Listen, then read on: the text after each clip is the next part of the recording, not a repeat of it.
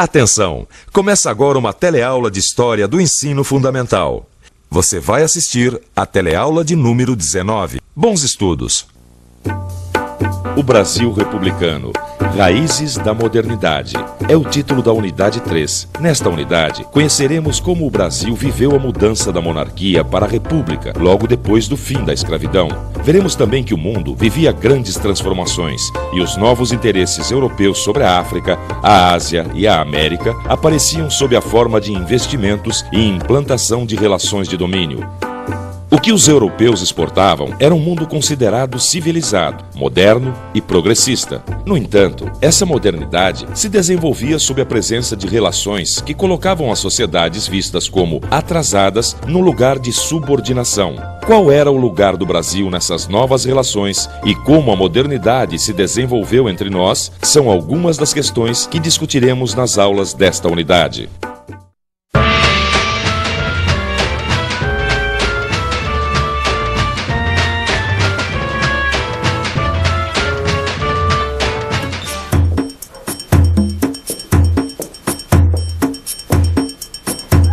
Que conversa fiada é essa aí?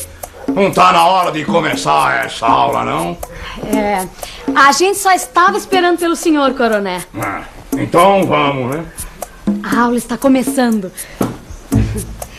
E hoje ela vai ser um pouquinho diferente das outras. Até agora, nós usamos documentos para investigar a história do nosso país. Nesta aula, nós vamos usar outra técnica, a técnica da história oral. Vamos tomar depoimentos, isto é, vamos ouvir o que as pessoas têm para contar. 1, 2, 3, gravando. Como você sabe, meu nome é Maristela. Eu trabalho de dia, estudo à noite, eu não tenho tempo a perder. Eu estou fazendo um trabalho sobre o coronelismo. E para isso, eu vou entrevistar o ator Antônio Petrin, que vai fazer o papel num filme em que o tema é justamente esse assunto. Não é mesmo, coronel? É isso mesmo, sinhazinha. O filme se baseia nesse livro de Mário Palmério que se chama Vila dos Confins. E é história de verdade ou é inventada? Não, é uma história inventada, uma ficção, como dizem. Mas ele conta muito bem como funcionavam as coisas no Brasil no começo do século. E qual é o assunto? As eleições na roça. Eu posso ler um trecho? Claro, somos todos ouvidos, não é mesmo? Então vamos lá. João Soares estava com toda a razão. A política só se ganha com muito dinheiro, a começar pelo alistamento, que é trabalhoso e caro. Tem que se ir atrás do eleitor, convencê-lo a se alistar e ensinar tudo.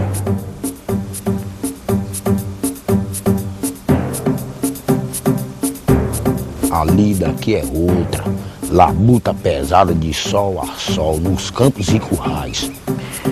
Marcar bezerro, curar bichadeira, rachar pau de cerca, esticar arame farpado, roçar invernada, arar o chão, capinar, colher. E quem perdeu tempo com a escrita e leitura em menino, logo esquece o pouco que aprendeu. Leu o quê? Escreveu o quê? Mas agora é preciso. A eleição vem aí. E o título de eleitor rende a estima do patrão. A gente vira pessoa. Ô, Ricardo! Como vai, pé de meia? Como vai você, pé de meia? Eu tô aqui pra... Um momentinho só. Quem é esse tal de pé de meia? Ele é o patrão do João Francisco? Não. João Francisco trabalha na roça. E o patrão dele é um poderoso fazendeiro. Desses que todo mundo chama de coronel. Esse vai ser o meu papel. Falando nisso, você sabe por que esses fazendeiros eram chamados de coronéis? Por quê? Isso vem lá do tempo do Império, quando em cada cidade tinha a chamada Guarda Nacional. Essa guarda era uma espécie de exército local e era formado só por aquelas pessoas que tinham alguma renda. E a patente mais alta, de coronel, era dada ao homem mais poderoso da cidade. E mesmo quando acabaram com a Guarda Nacional em 1918, continuaram chamando as pessoas que tinham mais poder de coronel, por costume. Para ser coronel não era preciso ser fazendeiro, mas tinha que ser muito rico. Mas como naquela época o Brasil era um país rural, a maioria dos coronéis, é claro, era fazendeiro. Mas voltando à história do livro, quem afinal é esse tal de Pé de Meia? O Pé de Meia era um cabo eleitoral do coronel. Era ele que tinha que ir atrás do pessoal da roça, para ninguém ficar sem título de eleitor. Para votar no coronel, é claro. Ou no candidato do coronel. Mas vamos continuar a história. Aqui. Pé de Meia é cabo eleitoral alistador de gente, pago por cabeça e tem que mostrar trabalho. Pois é, no Brasil daquele tempo, as eleições ainda estavam longe de ser do jeito que nós fazemos hoje em dia. Todo mundo votando livremente. Mesmo assim, a verdade é que em matéria de eleições, o país progredia. Veja só. No Império, os brasileiros começaram a votar, mas só aqueles que eram mais ricos poderiam ser eleitos. E os escravos não podiam nem mesmo votar. Nas eleições de 1988, todos os cidadãos brasileiros puderam votar. Homens e mulheres, ricos e pobres, pretos, brancos e mulatos, alfabetizados e analfabetos. Um verdadeiro progresso. A gente pode entender a nossa história como uma luta dos brasileiros em favor de eleições cada vez mais livres e mais participativas. E a batalha dos políticos para conquistar os votos dos eleitores também é muito diferente dos tempos do coronelismo. Você se lembra do Pé de Meia, o cabo eleitoral do coronel? Não vai não, Pé de Meia. Descanse um pouco. Não tem pressa. Tão fácil. Já tá tudo rascunhado a lápis. É só você ir cobrindo por cima. Mas se o sujeito não sabia escrever direito, para que tanta trabalheira? Você se lembra da aula passada, não é mesmo? A primeira Constituição Republicana de 1891 dizia que para votar tinha que ser do sexo masculino, ter mais de 20 anos e, isso mesmo, ser alfabetizado. É por isso, para provar que sabia ler e escrever, a pessoa tinha que escrever um requerimento do próprio punho. E é isso que o João Francisco está fazendo com a ajudinha do Pé de Meia. Tudo por um título de eleitor. E para agradar o coronel, como disse o João Francisco. Exatamente. Agora, agradar para quê? Ora, porque era o coronel que trazia benefício para a roça. Na sua opinião, o que um político deve fazer pelo seu país?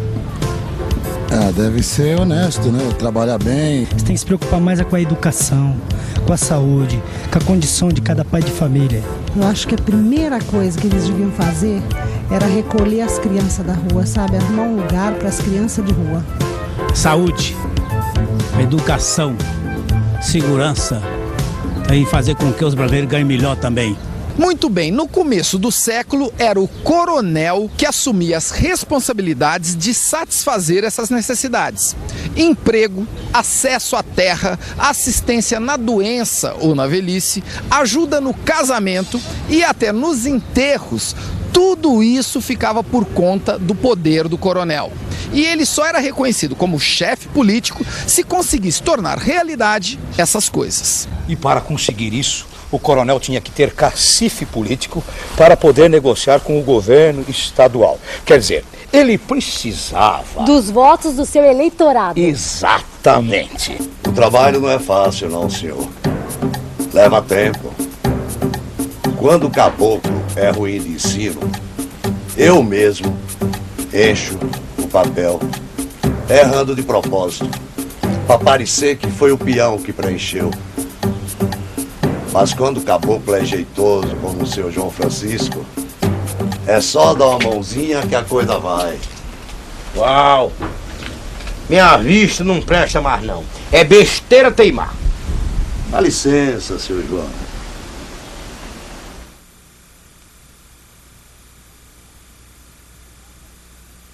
O João Francisco podia muito bem preencher o tal do requerimento, conseguir um título de eleitor, mas na hora de votar, escolher o candidato que bem entendesse. Não podia, não. Como não? O voto não era secreto? E secreto coisa nenhuma. A Constituição de 1891 trouxe muita mudança, mas naquela época o voto ainda era aberto. Quer dizer que todo mundo sabia em quem você votava? É isso mesmo. E se você não votasse no coronel, o negócio podia ficar feio pro seu lado. Muitas vezes o pessoal votava com aquele jagunço, assim, ó, vigiando de perto com as armas na mão. E se tinha 2 coronéis disputando a mesma eleição? O que acontecia? Aí levava quem desse mais. Mas então o voto virava uma espécie de mercadoria? Mais ou menos isso. Nas primeiras décadas da República, o voto era controlado pelos chefes políticos dos estados e municípios. É por isso que no começo da história desse livro, alguém falou que política só se ganhava com muito dinheiro? Exatamente. Tem um personagem aqui, o João Neves, que diz isso letra por letra. Quer ver? Eleição custa dinheiro. Um cabo eleitoral prático, como o pé de meia, garante o serviço, mas cobra 20 mil réis por cabeça. E as despesas não ficam só nisso. Precisa fazer o registro dos eleitores, buscar certidão de nascimento ou casamento fora do município, quando o caboclo nasceu fora, entrega dos títulos. Lá se vai um dinheirão. Depois boia e pagode. E condução para muita gente, pois roceiro, quando viaja, carrega a família toda. Na frente do juiz, precisa do pé de meia de novo para botar coragem no povo. Esse tipo de voto controlado pelos coronéis ficou conhecido como voto de cabresto. Mas essa relação entre os coronéis e seus eleitores não era apenas uma questão de controle político. Era uma relação de dependência mais ampla. As pessoas dependiam do favor do coronel até mesmo para suprir as suas necessidades básicas. Naquela época, não havia previdência. Tudo funcionava na base do favor. Não se afobe. Capriche. Você está implicando à toa com o F. E a letra é facinha. Se não decorou direito a voltinha, deixa. O juiz não repara, não. O coronelismo era a base do sistema político durante a Primeira República. Ele se sustentava nos líderes políticos locais, os coronéis, e suas relações com os eleitores. O coronel garantia assistência à população rural em troca de votos para os candidatos apoiados por ele. Como a eleição não era secreta, era possível coagir os eleitores que não aceitassem a indicação do coronel. E atenção, se liga aí que é hora da revisão. Na aula de hoje, nós vimos que o termo coronel vem do tempo do Império, quando existia a chamada Guarda Nacional. A guarda acabou, mas o costume de chamar o mais poderoso de coronel continuou. Vimos também que o coronel não precisava ser um fazendeiro, mas como o Brasil era um país rural, normalmente ele era um dono de terras. Mas para ser um chefe político reconhecido, o coronel precisava ter força política, ou seja, precisava de votos. Na disputa eleitoral daquele tempo, o voto virou uma espécie de mercadoria que era controlada pelos chefes da política, os coronéis. Se você quiser saber mais sobre o coronelismo e o mundo rural, dê uma boa lida no seu livro de estudos. Lá você vai encontrar mais informações. Inclusive, essa história de ficção do escritor Mário Palmério. Depois de ter lido tudo, você vai poder responder a seguinte questão: por que o poder dos coronéis era tão forte? Até a próxima. Oh!